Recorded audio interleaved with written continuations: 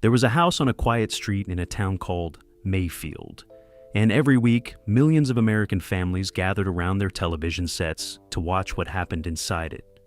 No explosions, no car chases, no serial killers. Just a boy named Beaver, a family that loved him, and a world so warm and uncomplicated that simply watching it felt like pulling a blanket over your shoulders on a cold evening. But the actors who built that world were real people, and real life, as it always does, had its own plans for them. Hi, my name is Edward, and this is Screen Legends. Jerry Mathers, Theodore the Beaver, Cleaver. Jerry Mathers was just 9 years old when he first stepped in front of the camera as Theodore Cleaver, better known, of course, as the Beaver. And here is where I must pause for a moment, because whoever decided to nickname this child the Beaver clearly was not thinking about the future of internet searches. But I digress. Theodore Cleaver was not a bad kid. He was something rarer and more interesting than that. He was an ordinary kid, the kind who meant well almost every single time, and somehow still ended up standing in the kitchen explaining himself to his father. Beaver approached the world with a kind of stumbling, wide-eyed sincerity that felt completely unrehearsed because in many ways, it was. He trusted the wrong people, believed the wrong stories, and followed his curiosity straight into situations that common sense would have quietly walked away from.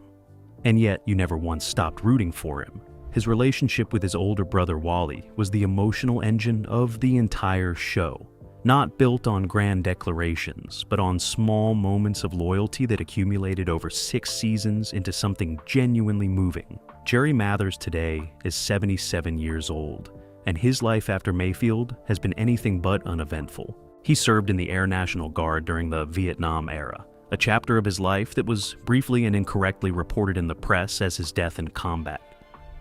A rumor so persistent that he has spent decades correcting it.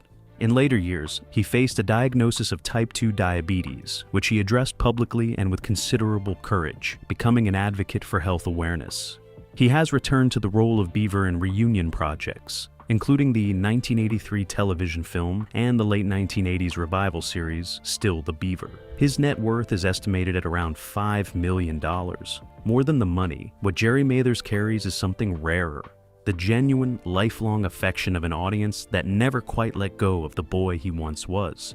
Tony Dow, Wally Cleaver.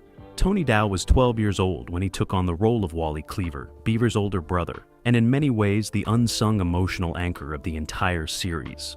Where Beaver stumbled forward on instinct, Wally watched, weighed, and worried.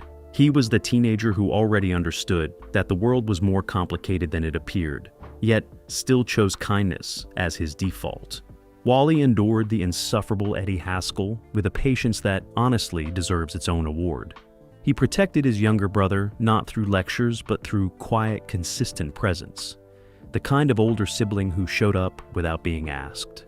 There was a natural dignity to Wally Cleaver that Tony Dow inhabited so completely it is difficult to separate the performance from the person, and perhaps that is because they were not so very different. Tony Dow grew into a man of genuine artistic depth. After the show ended, he pursued sculpting and fine art with serious intention, exhibiting work internationally, and earning recognition in creative circles that had nothing to do with Mayfield or the 1950s. He also worked steadily as a director and producer for television, quietly building a body of work behind the camera that matched his achievements in front of it. He was open about his struggles with depression over the years, speaking about it with the same quiet honesty that defined Wally Cleaver, not dramatizing the pain, but not pretending it away either. Tony Dow passed away on July 27, 2022, at the age of 77, following a battle with cancer. The news arrived on a summer morning and settled on fans with a particular heaviness, the kind that comes not from shock, but from the gentle ache of losing someone you had carried in your memory for decades. His net worth at the time of his passing was estimated at around $5 million. But what he left behind that no number can measure is the portrait of a brother, steady, loyal, and kind, that taught a generation something quietly essential about how to treat the people you love. Barbara Billingsley, June Cleaver. Barbara Billingsley was 39 years old when she stepped into the role of June Cleaver, and in doing so, she stepped into something far larger than a television character. She became, whether she intended to or not, the defining image of the American mother for an entire era. Pearls at the breakfast table, a dress while vacuuming, a voice that never once lost its composure even when Beaver had tracked mud across the kitchen floor for the third time that week. June Cleaver was warm without being weak, gentle without being a pushover, and unfailingly present in a way that felt less like a performance and more like a promise. What Barbara Billingsley brought to June that the scripts alone could not provide was a genuine intelligence behind the domesticity. There was always something knowing in June's eyes, a quiet awareness that she was the gravitational center of the family, the one around whom everything else orbited, even if Ward received the credit for the memorable speeches. Barbara understood that, and she played it accordingly. After Leave It to Beaver ended in 1963, her career continued in television and film for decades.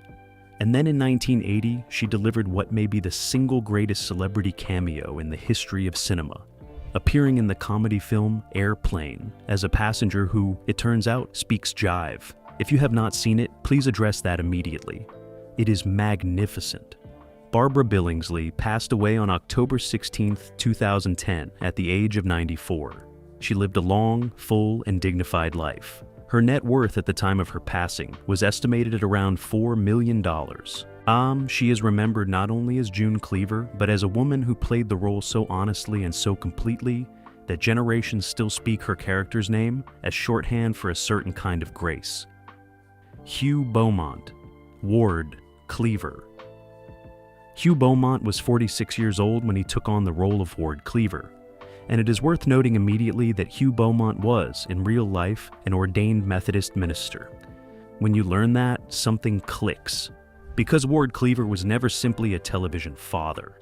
He was a moral presence, patient, measured, and calm in a way that felt less like acting and more like genuine conviction. Ward did not raise his voice. He sat down, he waited until the room was quiet, and then he said exactly what needed to be said. His conversations with Beaver at the edge of the bed, in the warm half-light of a bedroom that smelled of soap and safety, remain some of the most quietly powerful exchanges in the history of American television. Hugh Beaumont built his career across stage, film, and television long before Mayfield ever appeared on the map. He had played detectives, investigators, and authority figures throughout the 1940s and 50s, always carrying that same quality of grounded, unshowy integrity that made Ward feel so real. In his later years, Hugh Beaumont stepped back from the entertainment industry, choosing a private life, away from the spotlight. His health declined steadily during the late 1970s, and he passed away on May 14, 1982, in Munich, Germany, at the age of 73. He suffered a heart attack, and the world lost a man whose gentlest performances carried more moral weight than most dramatic speeches ever could. His legacy lives in every scene where Ward Cleaver pulled his son aside and, without anger and without judgment, simply told him the truth. Frank Bank, Clarence "Lumpy" Rutherford. Frank Bank was 13 years old when he took on the role of Clarence Rutherford, known to absolutely everyone as Lumpy, and he brought to that character a kind of cheerful, lumbering warmth that made him instantly lovable. Lumpy was not the sharpest student at Mayfield High.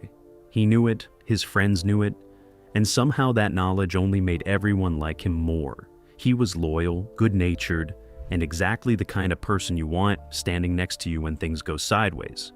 Not because he will know what to do, but because he will absolutely stay. Frank Bank's story after Leave It to Beaver is one of the more remarkable departures in this entire cast. He walked away from acting almost completely and built a highly successful career as a bond trader in Los Angeles. He was, by multiple accounts, genuinely gifted at it. He later wrote a candid memoir about his life and his time on the show, pulling no punches and offering a perspective on Hollywood childhood fame that was refreshingly unromantic. Frank Bank passed away on April 14, 2013, at the age of 71, following a prolonged illness. He is remembered with great fondness by fans of the series, and perhaps more importantly, he is remembered as a man who refused to be defined by a single chapter of his life, who took the warmth of Lumpy Rutherford, carried it quietly into adulthood, and built something entirely his own. Ken Osmond, Eddie Haskell, Ken Osmond was 12 years old when he first appeared as Eddie Haskell, and in doing so, he created what may be the most enduringly recognizable side character in the history of American television sitcoms. Eddie Haskell was two-faced in the most theatrically perfect way imaginable. In front of parents, particularly June Cleaver, whose patience with him was frankly saintly, he was all charm and good manners. The moment the adults left the room, he became the instigator, the schemer, the voice whispering bad ideas into otherwise reasonable ears. And yet, and this is the genius of it, you never truly hated Eddie. You laughed at him, you shook your head at him, and somewhere beneath the exasperation, you understood him. The kid performing politeness because he had learned it was a tool rather than a virtue. Ken Osmond's post-Beaver life is the kind of story that a screenwriter would reject for being too on the nose. He became a police officer, a real one. He served with the Los Angeles Police Department for 18 years, earning commendations and, on at least one occasion, surviving being shot while on duty. The man who played television's most famous insincere teenager grew up to be someone who ran toward danger for a living. There is a certain poetry in that. Ken Osmond passed away on May 18th, 2020, at the age of 76, following lung complications. His net worth at the time of his passing was estimated at around $1 to $2 million. He is irreplaceable. Not because no one else could play a two-faced character, but because no one else ever made it quite so charming, quite so funny, or quite so human. Rusty Stevens, Larry Mondello. Rusty Stevens was around 8 years old when he took on the role of Larry Mondello, Beaver's closest and most faithful friend in the earliest seasons of the show. Larry was round-faced, easily led, and completely endearing. The kind of friend who would agree to almost any plan simply because Beaver suggested it, and who wore the consequences of that loyalty with an expression of resigned good humor. He and Beaver together formed a portrait of elementary school friendship so authentic it ached a little to watch. Two children navigating a world that mostly made no sense, finding comfort in the fact that at least they were confused together.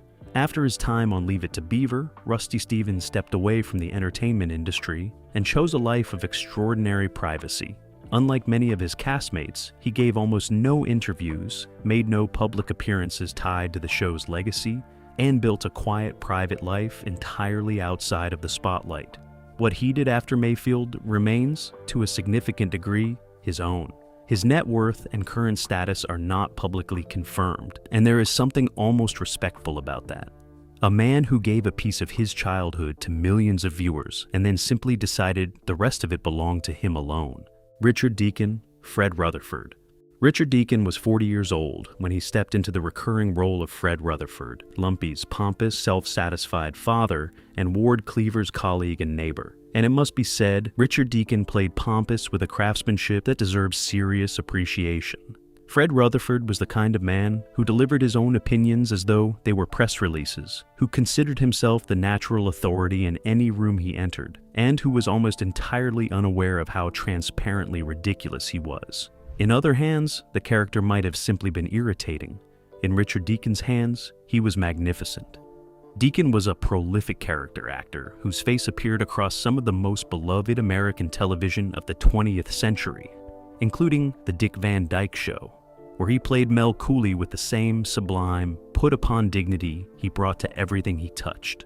He was a man who understood that the best comic performances come from playing them completely straight. Richard Deacon passed away on August 8, 1984, at the age of 63, following a heart attack. His net worth at the time was modest, as befitting a career built on craft rather than stardom. He is remembered warmly by anyone who has ever watched classic American television and found themselves laughing at a man who was absolutely, entirely certain of his own importance. Leave It to Beaver premiered on October 4, 1957, and ran for 234 episodes across 6 seasons before closing its doors in 1963. But the door never fully closed, did it?